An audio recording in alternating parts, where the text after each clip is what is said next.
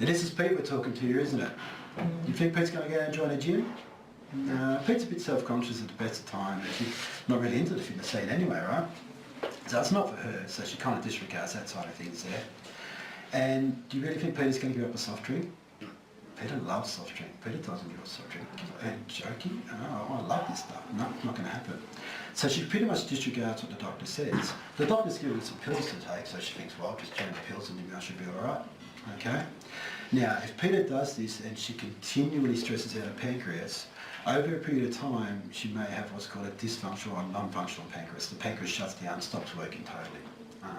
If this happens, Peter's elevated herself from a type 2 into a type 1 diabetic. Alright? Now, a type 1 diabetic, what they call insulin dependent, which means you stab yourself with a needle to get insulin into your body. The bad thing about this, when you have 5,000 sugar molecules, your pancreas releases 5,000 insulin. It's pretty much matches it man for man. Right now, when you're stabbing yourself with insulin, you have absolutely no idea how much sugar is inside your blood. So the poor diabetic's got to prick their finger, take a blood swab, measure it in a machine, 8.6 or something like that, and then equate that to how many milligrams of insulin they should have, and then they guesstimate and jam it into it. Now, if you did this wrong and put too much insulin into your body, this distributes the blood very quickly and it inhibits the circulation throughout the body. So the first side effect that the poor diabetic normally notices is their feet start to turn black and go a little bit numb. Over a period of time, such a poor supply of blood to their feet that their toes will start to shrivel up and turn black. This happens, it may turn gangrene and their toes fall off. If you get gangrene in your legs, you then need to get your legs amputated above the knee. So poor Pete now gets her legs amputated above the knee. She's in the wheelchair going, oh, this isn't very good. The next side effect that normally happens is your eyesight starts to fail. So here's Pete in the wheelchair with no eyes and a tapping cane. Renal failure later, that means your kidney shut down. So every 2 days, Pete's got to wheel herself up to the hospital with her tapping cane and get her blood put through a dialysis machine. Alright?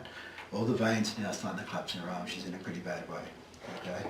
In the final stages, the bowel shuts down, doesn't work efficiently, so Peter now needs to get a little colostomy bag. And do you know what that is? Yeah. It's just to help you go to the toilet right out. Now, that's a pretty bleak picture, isn't it? Right? All because Peter had no idea of what the simple carbohydrate was doing to her body. Okay? So it can be very dangerous. So the good thing about simple carbohydrates are they very quickly return your blood sugar levels to get you back out performing. The bad thing is, if you abuse these guys, they can make you grossly overweight and they have a chance to turn you a type 2, even a type 1 diabetic. Does that make sense? Yeah. Good. That's the good and the bad about simple carbohydrates. Let's learn the good and the bad about complex carbohydrates now, radio. It is much more difficult for my body to break the sugar out of my complex carbohydrates. So instead of 5,000 pouring straight into my system, there's only 50 breaking off at any one time. Okay? So my pancreas is sitting here reading the magazine, taking it pretty easy. There's no lights, there's no sirens. He's like, oh, it's a bit of sugar down there. Can you guys look after that sugar for me? Yep, thanks, no worries. So this guy doesn't stress out your pancreas, ticking a box with him straight away. The insulin comes down and goes, g'day mate, tour guide for today, tell where you can and can't go, let's go check out the muscles. So it's pretty much the same process, isn't it? But instead of 5,000 rocking up to your muscle, there's only 50. Okay? So instead of muscle like going, whoa, hey, what he's doing here, he's more saying, oh, what am I going to do with 50? I need much more than that to satisfy me. So the little sugar rocks up, he goes, g'day mate, ready to do some work? Yeah, no worries boys, jump in. The muscle says, hey, is there any more of your friends coming? Because they're about 450 before I'm satisfied. Okay? And they go, well, yeah, he's coming, but they're stuck in a complex carbohydrate. The muscle goes, you're joking, it takes about 2 hours to get the energy out. How about we jump up to some more energy? No worries. This correlates to me using, hey, I've got more energy, it must be because I'm going to the gym. Alright? We condition ourselves in the gym to perform tasks, but the conditioning comes from the food that we eat. Do you understand the relationship we have? Yep, beautiful, good. Now in active people, most of the sugar will get used up inside the muscles. Okay? But what doesn't get used up inside your muscles will make it through into your metabolic rate. But again, in active people, most of the sugar will get used up inside your metabolic rate, won't it? Which means stuff all of any should ever make it into your fat stores. Does that make sense? So it sounds all good for a complex carbohydrate, doesn't it? Doesn't stress out your pancreas, slow trickle feed of sugar, energy into your body. Perfect, yeah? And it should be too. It's pretty much our lifestyle that wrecks the whole deal for the old complex carbohydrate, right? So I'm going to take you through a day in the life of, and we'll find out what's not working for them, right here. Beautiful. Good morning, you're awake. Oh, half an hour late for work already. Jeez. Might just skip the serious breakfast anyway, seriously, straight out the door, right, yeah? And because I'm such a good worker, I might work from the smoko, okay? So I might just have a quick cup of coffee, a bit of a caffeine hit to keep me going through the day, and a couple of bickies, a bit of processed rubbish, just to keep covering the belly when I get to lunchtime, right? Now I notice I'm putting on a little bit of weight, I'm not real happy about it, so I might have a little salad sandwich for lunch, right, yeah? I'm trying to survive in that little salad sandwich right all the way through to knock-off time, right? By the time I knock off, I'm starving. I've had nothing to eat all day, right, yeah? I should have lost heaps of weight, right? Not really, okay? I've got a few errands to do around town before I get a chance to go home. So by the time I get home, I am absolutely famished. I am so hungry, you wouldn't believe. I had nothing to eat all day. I should have lost heaps of weight, right, yeah? I need to have a nice big meal, right? I'm on a bit of a health kick, so when I have a dinner, I have a nice big steamed brown rice with some chicken tonight and extra vegetables, so sounds pretty healthy, doesn't it? Some whole grain bread, just wanted the sauce at the end, beautiful. Because I'm starving, I have a nice big plate, okay? Alright, so I'm sitting there, whew, I'm so full now, I wouldn't believe that was so good. I'm going to jump up, have a quick shower, come back, lay on the couch and watch a bit of telly. 2 minutes later on, I'm asleep on the couch, taking it easy. Now, when I'm asleep on the couch, my body's still digesting food, isn't it? Okay? So these little sugar molecules are still busting out of the rice, aren't they? Yep, okay. Engine comes down, go, mate, 2 o'clock today, 2 you can and can't go, let's go check out the muscles. Right, mate, so he rocks over to the muscle, okay, Mr. Muscle, how you going, ready to do some work? No. I beg your pardon? Well, Kerry's pretty much asleep on the couch at the moment doing nothing. So what, you don't need any energy? Or what for? She's asleep on the couch doing nothing. Oh, I suppose you're right then. Well, I'll see you later then, mate. Okay, mate, see you later. So next port of call is metabolic rate. G'day, Mr. Hart, how you going? Need any help here? No, thanks, mate. Kerry's asleep on the couch at the moment, taking it pretty easy. We're pretty much on standby mode. All your friends helping me out, so we're alright for sugar. I don't need sugar, I'm alright. Alrighty, well, I'll see you later too. So he goes over to the liver and kidneys, nobody. All of a sudden, right at the end of the chain, he says, psst, mate, psst, over here. Who's talking to you, figure down there? That's beautiful, beautiful. Good. So, he rocks over to the fat cell, he goes, mate, it looks like we're having a mad party at my place tonight, radio. All you guys are rocking around here, you've got nowhere to go. I'll look after you. But I'll tell you what, we do have a dress regulation at my place. No sugars allowed, only free fatty acids. He goes, you're joking? He goes, no, he goes, your insulin friend at the liver and he'll help you out. So he goes down and sees the insulin at the liver, he goes, mate, just going to a mad party at the fat cell, just got a few dress regs, need to change from a sugar into a free fatty acid. Can you help me out? No worries, mate, that's what I do. Alright, good chink, you're now free fatty acid. Beautiful. He rocks up to the boys in the door, he goes, boys, I'm a free fatty acid now, can I please come in? Certainly, sir, straight in. Well, that was easy, wasn't it? Now, if I'm a big fat person, I have got the party from hell going inside there, don't I? It is chockers in there, alright? We've all got the same amount of fat cells in our body. It's just how much acid you jam inside of them as to how big that fat cell grows. Do you understand that? Now, the 50-metre question I get asked by overweight people is, Jason, how do I turn a free fatty acid back into blood sugar? How do I lose weight? Okay? I'm glad you asked me about to tell you. The way we turn a free fatty acid back into blood sugar is what we call the aerobic process. And you guys familiar with what the aerobic process is? No? Okay. I'll tell you what, it's nothing more than breathing. That is the aerobic process. Alright? But overweight people sit in front of me and say, Jace, your theory sucks, mate. I've been breathing all my life, I'm still carrying a lot of weight. What are you talking about? I will clarify the point for you. This phenomenon will only occur when you run out of blood sugar. You will only oxidise fat for fuel when you run out of blood sugar. Now, if you run out of blood sugar through the daytime, what happens? You get hungry and you have some more sugar. Yes?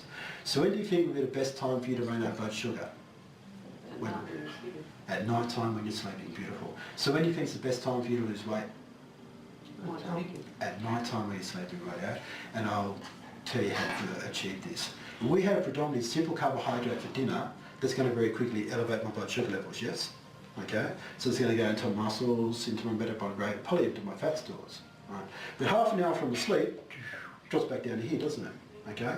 When it's up here, my heart's going, no thanks, don't need you, it's all good, friends help me out. No. Once it drops back down to here, my heart goes, alright, I need some more sugar now. He looks around and he goes, where'd all that sugar go? We're still on the fat side of the party, isn't it, rightio? So your heart starts to freak out and your heart goes, hey brain, I need some more sugar now. Can you tell Kerry to have some more sugar, please? The brain goes, look, I'm sorry, Kerry's asleep at the moment, she's not taking more sugar tomorrow, you have to wait till tomorrow. Your heart says, I don't think so. If I don't get any more sugar, I'm going to stop beating and poor Kerry's going to die. And we can't have that, can we? The brain goes, no. Hang on, Kerry's still breathing. And the heart's like, you joking? It's like, no, well, we run out of sugar, you know, it's the only option we have. Oh, okay. So breathing the oxygen molecule withdraws some acid out of the fat cell, has a chemical reaction with the oxygen and the acid inside your blood, it turns the acid back into blood sugar. Now blood sugar that's made in this process there is solely to fuel your metabolic rate. The real reason why we store fat in our body is so we don't die while we're asleep. Okay?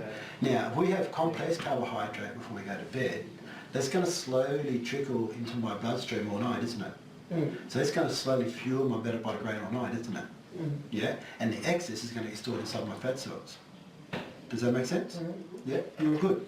All right, so we're sleeping, we're burning weight, all right? Good morning, we're awake. As soon as you're awake, the heart's straight onto it, isn't it? Okay, brain, I know you're awake now. Tell Adrian to have some sugar, okay? All your muscles are waking up too. They're like, oh, what's going on? There's no energy here. Adrian's brain tell Adrian to have some sugar. You're waking up first thing in the morning going, gee, I'm hungry. Okay, so that's how we look at right, yeah? But energy educated, you go, okay, buddy, here, have some complex carbohydrates for breakfast. Your heart's just turned around and said, huh? Why do you think your heart's upset for? Wants it now. It wants sugar now, doesn't it, yeah? How long does this take to break down? 2 hours. 2 hours? So what are you forcing your heart its sugar supplies from? Fat cell. Fat cells. So we've continued the metabolic turn, yeah? Does that make sense, guys? Yeah. So what I tell people in their endeavour to lose body weight here is to use what we call a carbohydrate crossover. All right? We'll start with predominantly complex carbohydrate for breakfast. We'll have a good mix of complex and simple carbohydrate for lunch. And then we'll finish with predominantly simple carbohydrate at night time. Can you understand that process? Beautiful, good, good. All right, that's carbohydrates taken care of. We're going to quickly move into fats and oils now, nowhere near as long, and then the proteins, and then we'll rip it all back together and find out how to put it all back together right now. Now, with our fats and oils, we have 3 basic labels for fats and oils. We've got triglycerides, cholesterols, and lipoproteins. Okay? When we eat fat, we digest fat in our small intestine. It gets broken down by an enzyme called lipases. Okay? The fat's broken into 2 basic fat molecules, okay? They're referred to as lipoproteins, okay? The first of the lipoproteins is referred to as the LDL, and the second of the lipoproteins is a HDL, okay? LDL stands for low density lipoprotein, and HDL stands for high density lipoproteins. Beautiful, good. This is my good oil, this is my bad oil. This is my polyunsaturated, monounsaturated oils, extra virgin olive oil, omega fish oils, flaxseed oils and the like, okay? This is my saturated animal fats, deep frying oils, butters and margarines, yep? So when these 2 guys get digested inside my small intestine, they get picked up and put in my bloodstream, it's transported through my body by the arterial system, where they get absorbed through the walls of my artery and then used in my body to rebuild connective tissue or to help fuel the muscle cells. Yeah. If they don't get used for any 2 purposes, it's a VIP ticket straight to my fat cells, isn't it? Yep, okay. Now, when these guys get absorbed through the walls of my artery is where the good and the bad comes into it, okay? So, these tight little suckers here, get sucked through the arterial wall, not a problem, alright? These big fat juicy guys here, dun, dun, dun, dun, dun, it's a bit like a vacuum cleaner sucking up a piece of paper, isn't it? Yeah. So if I've got a diet that's high in saturated fats, I'm going to get a big build-up of these fat molecules inside my arteries, aren't I? Yeah, okay. So if I had an artery that was this round, okay, and I've got a big build-up, it now becomes an artery that's this round. Make sense? It's not uniform. You have artery, fatty build-up, artery, fatty build-up. Now if you've got liquid going through a hose this big, and you put a restriction in a hose like that, what have we created back from that restriction? Not a very good supply of anything. A blockage is a build-up of blood flow, yeah? Or a build-up of pressure. We refer to it as a high blood pressure, wouldn't we? Yeah? Because we've got such a high pressure behind this little opening here, how fast do you reckon the blood's going to go through this little hole? A lot faster. It's like a high pressure nozzle now, isn't it? Yeah? So it's going through a million miles an hour, yeah? When it comes back out the other side, it goes from a high pressure into a low pressure, doesn't it? Yeah? You ever sprayed the hose into a bucket? Yeah? When it starts splashing and carrying on, it makes like that little whirlpool thing, doesn't it? Yeah? Well, the same thing happens inside your artery. When it goes from a high pressure back into a low pressure, it creates like a little vortex. Now at rest, the heart goes boom, boom, boom, boom, boom, okay? So the blood's going to go through this here, okay? And the whirlpool goes, But when we start to exercise, how does our heart go then? boom, boom, boom, boom, boom, boom, a lot more quickly, doesn't it? This doesn't go, it goes because it builds up residual pressure. That means the whirlpool is going to move miles an hour. Alright? Now if this whirlpool becomes too volatile, it might put a lot of pressure on the external walls of the arteries, mightn't it? Yeah. If you put a lot of pressure on the walls of the artery, you tend to have a chance to split the artery. Alright? Now if we split our arteries, a different type of blood cell comes there to fix it up. It's our white blood cells, our immune system. Okay? Blue overalls, you like that little men at work sign, rightio? These are the fix-it guys. Their job is to coagulate red blood cells, which means stick together. So he grabs hold of a nutrient red blood cell, smears cholesterol like wallpaper, puts a bit of spit on it, forms a little scab, there you go, she's all fixed up. And that's what's supposed to happen, okay? But because this person's got such high blood pressure, that red blood cell's screaming past a million miles an hour, isn't it? So when the right blood cell grabs hold of it, whoop, sucks him inside the artery, through the whirlpool, out the other side. He's now inside the artery going, hang on, I'm supposed to be on the outside fixing this up. He freaks out, he grabs a big heavy red blood cells, sticks them all together and builds himself a little raft. Okay? What do we call a big heavy red blood cell stuck together? Blood clot. A blood clot, beautiful, well done, beautiful. Now when he's cruising through here, that's not a problem, is it? But what might that blood clot do if it comes up to one of those openings? Block out. It might block it up, okay? There just say there's openings inside your heart artery. What's it called when you block that one up? Heart attack. A heart attack, beautiful. Or just say there's an opening inside your brain artery. What's it called when you block that one up? It's not a hemorrhage, it's actually a stroke. Stroke. Yeah, yeah. So you understand that heart attacks and strokes are the exact same thing? Okay, beautiful, good, good. Now traditionally older people have more heart attacks and strokes than younger people, yes? There are three distinct reasons for this, alright? As we get older, we tend to become more sedentary, which means we sit around and don't do as much as what we used to be, not as active, alright? So with the river, when it becomes settled, a lot of sediment stops there and it clogs up your arteries a lot more quickly, alright? So as we get older, we should be coming to the gym and doing probably 20 minutes on the bike of varying resistance to help flush the arterial system and blow out the build-up fat stores, okay? As we age, as we've been on Earth longer, we've had a lot of opportunity, haven't we, right? So as we get older, we've had a lot of opportunity to eat saturated fats over a period of time. So as we get older, we should be eating less and less saturated fats and more non-saturated fats, okay? This is called calcification or hardening in the arteries, alright? And thirdly, through the aging process, our cells begin to break down all by themselves, just as part of getting old, right? So what they found out that micro and phytonutrients help longevity or elasticity of the cell. So we recommend that elderly people should have a good quality plant-extracted multivitamin as part of their supplementation to help the longevity of the cell membrane. Does that make sense? Beautiful, good, good. Well, that's pretty much the story for the fats, okay? Lastly, but obviously, protein, alright? My muscles are my protein, okay? So basically what I do, I steal another animal's muscles, eat them, and turn them into my muscles. So animal protein is probably our best source of protein. I'll explain to you why. With our animal protein, red meat's going to take my body a little bit longer to break down than poultry. Poultry takes a little bit longer to break down than fish, and fish takes a little bit longer to break down than eggs, okay? Now each of these forms of protein by eggs, fish, poultry and meat are referred to as complete proteins, or complete branch chain essential amino acids. It's a bit of a mouthful, isn't it? Right. My body requires 22 amino acids linked together to form one strand of protein. Okay? My body can make 14 of these amino acids all by itself. They're called non-essential. My body therefore needs 8 from outside sources. Guess what? My eggs, fish, poultry, meat have all 8 of the essential amino acids, hence they're called complete proteins or complete branch chain essential amino acids. Does that make sense? Yeah. Alright. Remember before I said my wheat's got a little bit of protein in it? My plant proteins are called incomplete or non-complete branch chain essential amino acids. Right? They might only have 2, 3, 4. So as a vegetarian I need to find out different food combinations that make up to 8. I think tofu and rice added together is a complete protein. Does that make sense? Good, good. Now dairy comes from cows. Right? So it has all 8 of our essential amino acids. Dairy is also a complete protein, but we need to be wary of dairy. Dairy also has a lot of LDLs, a lot of saturated fats. Okay? So what they recommend, you have a minimum amount of full cream milk, cheese or yogurt, or go to skim milk option, low-fat cheese and low-fat yogurts. Now again, these guys have been processed by man, so I don't know how good they are for you anyway. Okay? What I recommend, stick with the full cream cheese, milk and yogurt and eat it appropriately. We're very fortunate in the Western world that we get an opportunity to choose what we eat. We just make very poor choices. Okay? So rather than think of it as a right, think of it as a treat and treat it appropriately. Okay? Once a week, once a month, whatever you think is appropriate in your diet. Okay? Through education you'll get better and better at it. Does that make sense? Good, good, good.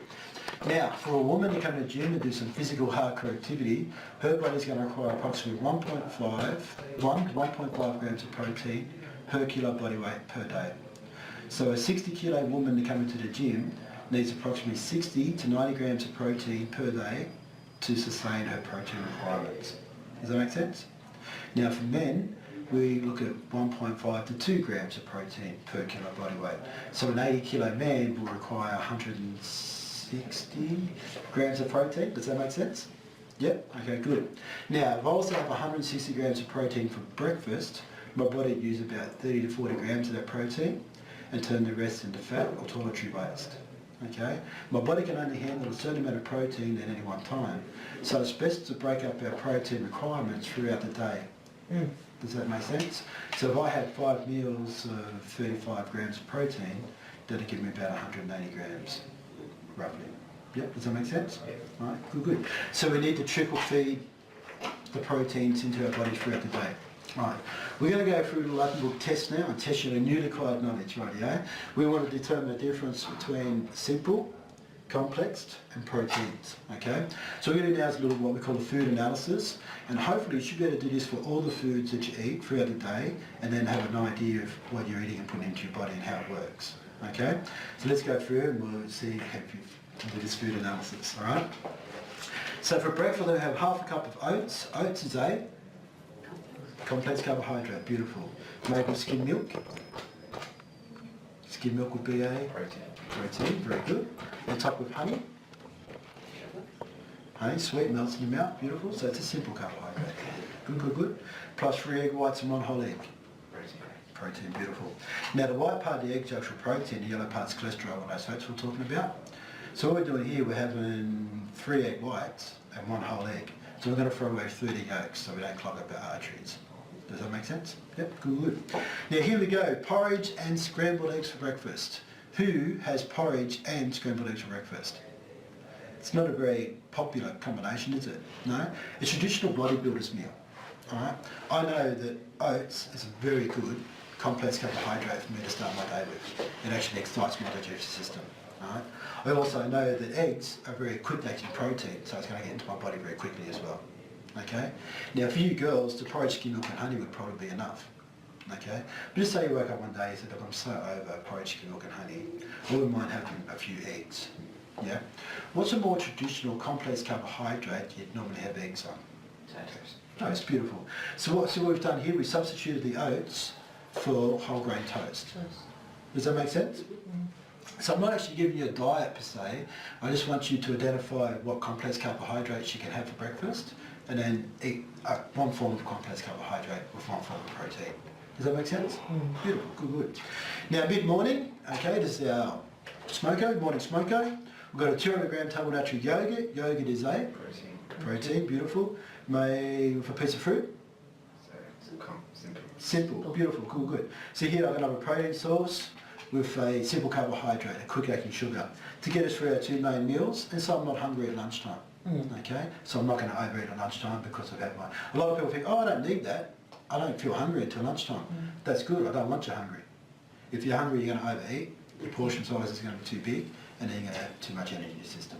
Alright, now for lunchtime, it's our carbohydrate crossover, isn't it? Okay, so for lunch we're having half a cup Uncle Measure boiled basmati rice. Rice is a complex carbohydrate made with 100 grams of tuna, protein, plus a plate of steamed vegetables, broccoli, mushroom, squash and spinach. Simple. They're simple at the bottom end, aren't they? Yep. So here I've got my simple complex crossover for lunch with another protein source. Does that make sense? Good, good, good. I've got a trick question for you now, guys. Mid-afternoon, 2 to 4 Vita-Wheat crisp breads. So it's processed to be simple. Beautiful, well done, okay. It's a highly processed carbohydrate. Now, we need to be careful how things are labelled, okay.